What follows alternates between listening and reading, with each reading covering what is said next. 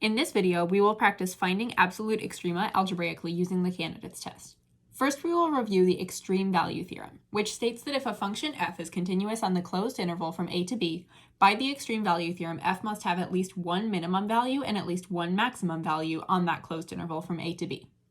Minimum means the absolute minimum. So when it says in here it must have at least one minimum value, even though it didn't specify whether it was relative or absolute, we assume absolute minimum or maximum when it doesn't say.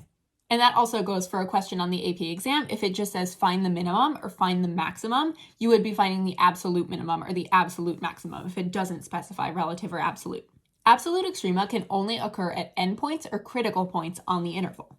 And absolute extrema can occur at endpoints, but relative extrema cannot. If you want to review more about absolute and relative extrema, I have a separate video on that. To find absolute extrema algebraically, we use what's called the candidates test. The first step is to identify the critical points of the function. Second, you make a table with all of the critical points and the endpoints. Third, you evaluate the function at each of those points. And then fourth, you analyze your table and you write a conclusive statement. And your statement should have the words on the closed interval from a certain number to a certain number. It's also important to pay attention to whether the question is asking for the location of the min or max, in which case you would say it's occurring at x equals 5 or x equals -2, or if it's asking for the actual value of the minimum or maximum, in which case it wants the y-coordinate of the min or max. Let f be the function defined by f of x equals x cubed plus 6x squared plus 9x plus 3. Find the absolute maximum and minimum values of f on the closed interval from -4 to -2. So already I know it's saying find the absolute maximum and minimum values. So I'm not going to say, oh, it's occurring at x equals 4. I'm going to say, no, it is -3 or 50 or whatever it is. So the first step is to find the critical points of the function. So I'm going to find the first derivative of the function and then set that equal to 0. And then I'm just going to factor this. This means that I have critical points at x equals -1 and x equals -3. However, because the function specifically gives me a domain from -4 to -2, I'm going to cross off -1. That is not going to go in my table because it's not within the specified domain. So my next step is to make a table with the critical points and the endpoints. On the left side, I write x, and then on the right side, I write f of x. This is going to be f of x, not f prime of x. So you go and plug the x value back into the original function for f. But first, we need to list the endpoints and the critical points. So our endpoints are -4 and -2, and we have a critical point at x equals -3. And now I need to go plug in -2, -4, and -3 into the original function for f of x, not the derivative, the original function.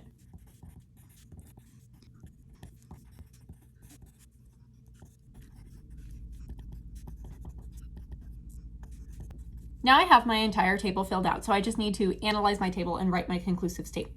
My absolute maximum is going to occur at x equals -3, and the absolute maximum value is 3. My absolute minimum is occurring at x equals -4, and the absolute minimum value is -1.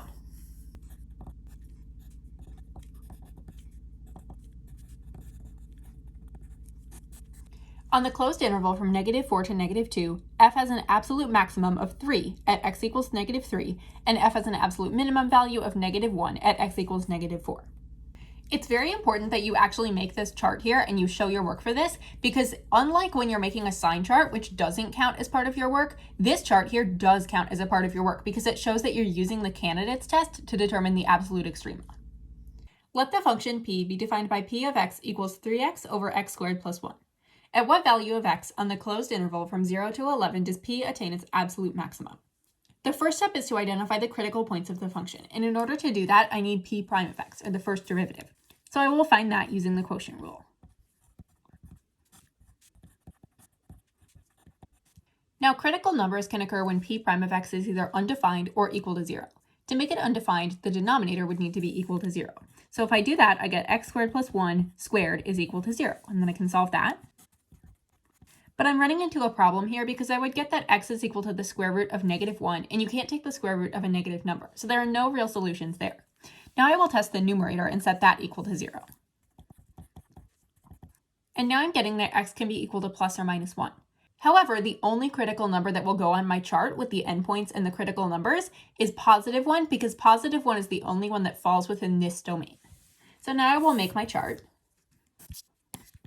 And remember, the endpoints and the critical numbers are what go on the chart. So 0 will go on, 11 will go on, and 1 will go on. And then I will test p of 0, p of 11, and p of 1. And it looks like p is attaining its absolute maximum at x equals 1 because the absolute maximum value is 3/2, and 3/2 is greater than 33 over 122, or 0. So since it's asking specifically for the value of x, it's saying at what value of x, I will do my justification for that.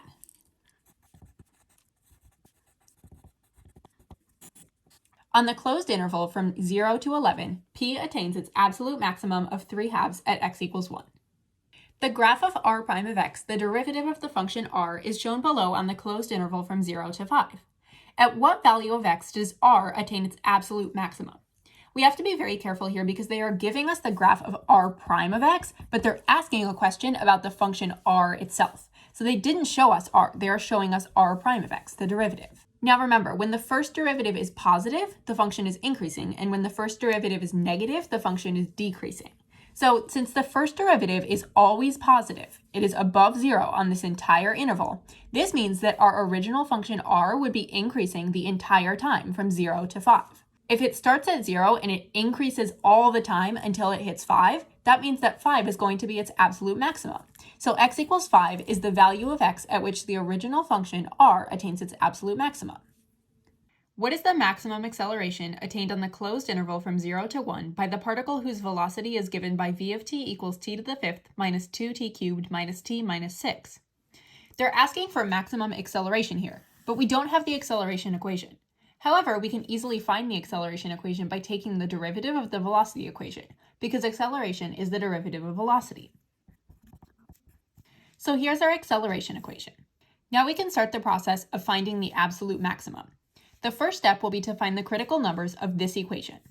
In order to find the critical numbers, we must find the derivative. So we are going to take the derivative again, finding a prime of t. To find the critical numbers, we need to find values of t that will make the first derivative equal to 0 or undefined. There are no values of t that we can plug in that will make the first derivative undefined, but we can set this equal to 0 and then factor. So I'm getting that t equals 0 would be a critical number. However, 0 is one of our endpoints, so that cannot be a critical number. But 0 is still going to go on our chart because the endpoints and critical numbers go on our chart. And then the other critical numbers are plus or minus the square root of 3/5. However, only the positive square root of 3/5 is within the domain that we were given, so that's the only one that will go on our chart. Now I'm going to make the chart. And I'm going to be very careful with which function I'm going to plug in my t values, because I have 3 different functions here. I have the original velocity function, the acceleration equation, and the derivative of the acceleration. In this case, I'm going to be plugging my t values into the original acceleration equation. So this one right here, because I'm looking for the maximum acceleration. So it has to go into the acceleration equation. So it'll be t and a of t. My values that go on this chart will be 0, 1, and square root of 3/5. And then I can start finding a of each of those values.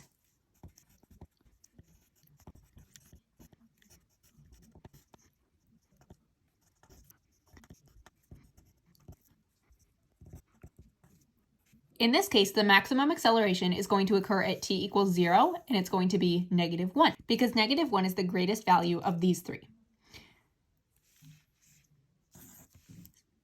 Let g be the function defined by g of x equals 5x to the 4th plus 3x to the 5th. At what value of x on the closed interval from -1.5 to 0.5 does g have an absolute maximum? First step is to identify the critical numbers, so I'll need to find g prime of x. And then I will set g prime of x equal to 0 and factor and solve. These are my 2 critical numbers. Now I will make my chart with my critical numbers and my endpoints.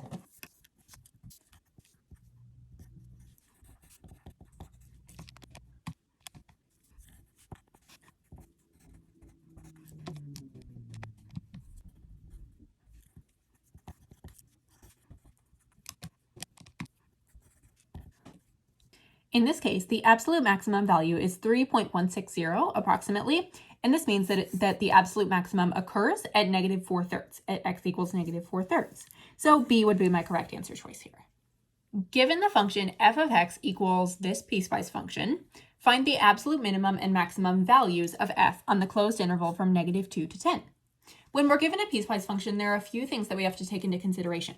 The first is that the extreme value theorem, which is what we're using to do all of this, the extreme value theorem states that the function must be continuous on the closed interval. So we need to make sure that these pieces of the function are actually going to line up and we're not going to have a break in the graph. If you want to review continuity, I have a separate video on that. I'm going to verify that f of x is in fact continuous. And the point that I would be looking for it to be continuous at would be x equals 7. So I'm testing the continuity at x equals 7. The first step is to take f of 7. I will need to plug it into this bottom function here.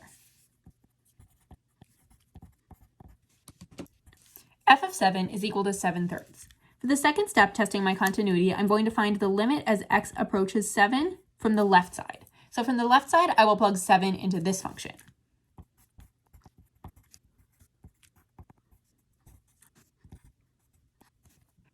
Now I'm seeing that the limit as x approaches 7 from the left side and the limit as x approaches 7 from the right side are both equal to 7/3. So this means that the function is going to be continuous because it is also equal to what f of 7 actually is. So for my third step, my very last thing is just to say limit as x approaches 7 of f of x is equal to f of 7. And that works. Those are all equal to 7/3. So at this point, I know that the function f is continuous at x equals 7. So it's continuous on that closed interval, so I will be able to apply the extreme value theorem.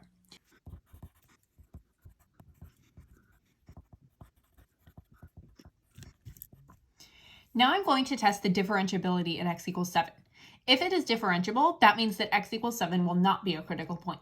But if f is not differentiable at x equals 7, that will mean that x equals 7 is a critical point, because a critical point is a point where the first derivative is 0 or undefined.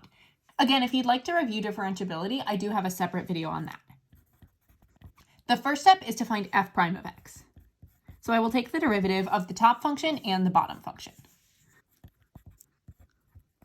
Now I will test the limit as x approaches 7 from the left side of f prime of x, so plugging 7 into this top function, and then I will test the limit as x approaches 7 from the right side of f prime of x, plugging 7 into the bottom function.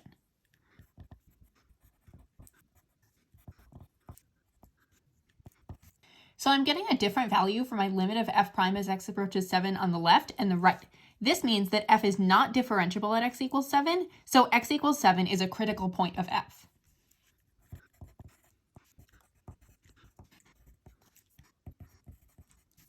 So now I have found one of my critical points. It's at x equals 7.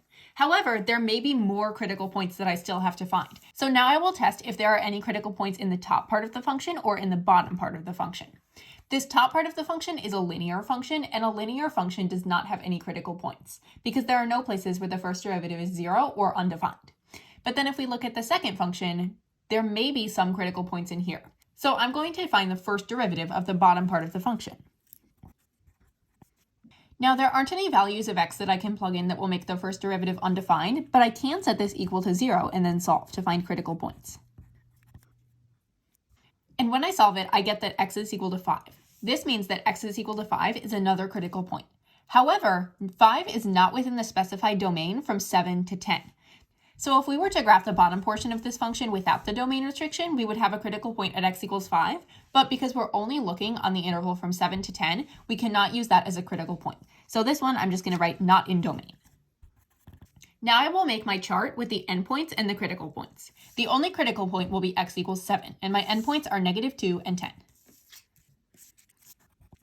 I will plug -2 into the top portion of the function. This is -2/3. Then to find f of 7, I've actually already found that when I was testing my continuity. So f of 7 is equal to 7/3. Then to find f of 10, I will plug 10 into this bottom portion of the function. This is equal to -14/3. So it's asking for the absolute minimum and maximum values. The absolute minimum value is -14/3, and it occurs at x equals 10. The absolute maximum value is 7/3, and it occurs at x equals 7.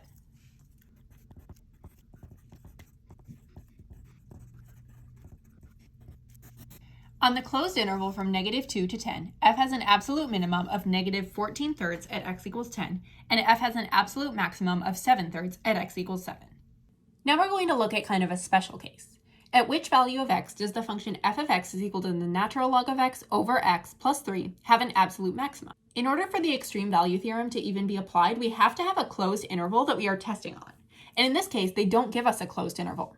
If we were to think about what is the actual domain of this graph, well, we can't take the natural log of anything that is less than or equal to 0. So I know that my domain is going to be 0 to infinity, the open interval from 0 to infinity. If we have an open interval, we cannot apply the extreme value theorem. So what are we going to do here? Well, I'm going to first find the derivative and find the critical point so that I can get a little bit better picture of the function that we're looking at. So I'm going to find f prime of x and then set that equal to 0 or make it undefined. And I will need to use the quotient rule here. In this case, f prime of x is equal to 1 minus the natural log of x over x squared. So one way that I can have a critical point is having the denominator x squared be equal to 0. This would make x equal to 0. However, this cannot be a critical point because it does not fall within our domain. Then I can try making the numerator equal to 0. 1 minus the natural log of x is equal to 0. This would mean that the natural log of x has to be equal to 1. And then we would apply e to both sides. The e and the natural log cancel out, so we just have x is equal to e to the power of 1, or e. This means that we have a critical point at x equals e, and this is our only critical point of the function. So another thing that makes this a special case is that we only have one critical point. When we only have one critical point, that means that the function is going to be changing from having a positive first derivative to a negative first derivative only once. So we are only going to have one absolute minimum or one absolute maximum. Since it's asking us for the absolute maximum in this case, what I'm actually going to do is make a sign chart and figure out and make sure that this is an actual absolute maximum. This is a case where the relative maximum is going to double dip as the absolute maximum. And because we only have one critical point here, we are allowed to do this. If you had multiple critical points, that would be a completely different problem. But when you have one critical point, you can actually go and make a sign chart to test.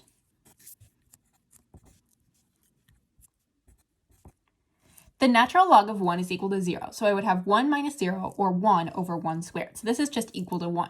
F prime of 1 is a positive number, so that I know that it's going to be positive within this interval. And then I will test f prime of e squared. 1 minus the natural log of e squared over e to the fourth. So then when I have 1 minus the natural log of e squared, the natural log of e squared is 2 because the natural log and the e cancel. So I have 1 minus 2, so negative 1 over e to the fourth. That is a negative number. So then I put a negative on my sign chart right there. This tells me that at x equals e, I have a relative maximum. And because this is my only critical number, this is my only maximum, x equals e is also where the absolute maximum occurs. So the function has an absolute maximum at x equals e. The temperature H in degrees Fahrenheit inside a convection oven at time t in minutes is modeled by the function h of t equals 5 cosine t over 5 plus 400. On the closed interval from 0 to 40 minutes, what is the lowest temperature the inside of the oven reaches? So what we're looking for here is the absolute minimum value. I'm going to start following that same process. So the first step is to find my critical points, which starts with taking the first derivative. So I will find h prime of t, and I will need to use the chain rule here. So I've taken the derivative of the outside function, and then I multiply by the derivative of the inside function, which is t over 5, or 1/5 t, so times 1/5. And then I have the negative 5 here and the 1/5, so that will just be negative sine of t over 5. So perfect, that is my first derivative. So I don't have any values of t that I can plug in that will make h prime of t does not exist or undefined. However, I can set h prime of t equal to 0. I can say 0 is equal to the negative sine of t over 5. And then in order to solve that, I can divide both sides by negative 1 to make it a little bit easier. 0 is equal to sine of t over 5. I'm going to consider this circled portion theta. And then I think about what are the values of theta that I can plug in that will make this true. Sine of what is equal to 0? Well, there are a lot of values for theta. I can say theta is equal to 0 because the sine of 0 is 0. I can say theta is equal to pi because the sine of pi is 0. 2 pi, 3 pi, 4 pi, etc. I'm going to start with these first couple and then see when is it going to pass out of 40 minutes. So I will set 0 equal to t over 5 and see what I get for t. 0 is equal to t over 5. This means that t must be equal to 0. This is already going to be one of my endpoints, so it cannot be a critical point. Then I can take pi and say pi is equal to t over 5. This would mean that t is equal to 5 pi. That is within my domain of 0 to 40. If we're estimating pi to be really roughly about 3, This would be about 15. Then I can say 2 pi is equal to t over 5. This would mean that t is equal to 10 pi. Again, if we're considering pi is roughly 3, we would have about 30 here, so that is still within our domain of 0 to 40. And then let's test 3 pi is equal to t over 5. In that case, we would have t is equal to 15 pi. At that point, that would be outside of our domain. That's beyond 40. So the only critical numbers that we have discovered here are 5 pi and 10 pi. Now what we're going to do is plot our critical numbers and our endpoints, 0 and 40, in a chart.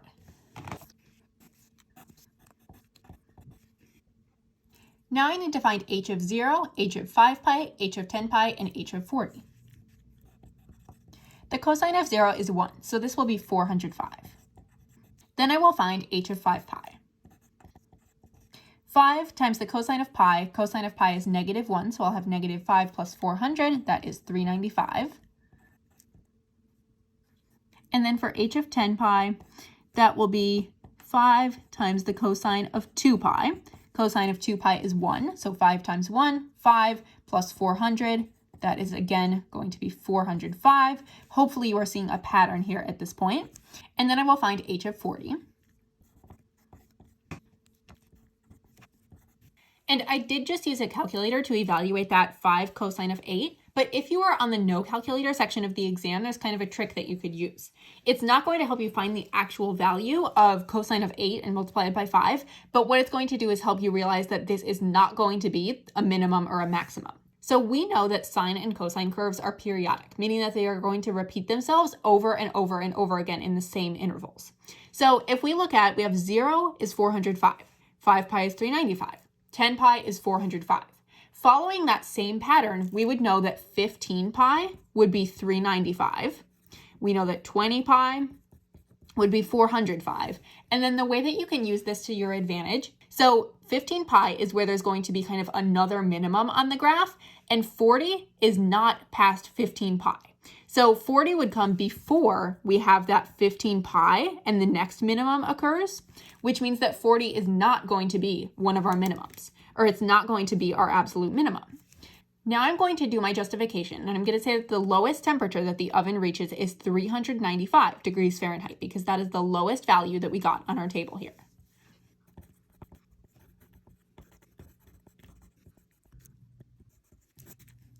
On the closed interval from 0 to 40 minutes, the oven reaches a minimum temperature of 395 degrees Fahrenheit at t equals 5 pi minutes.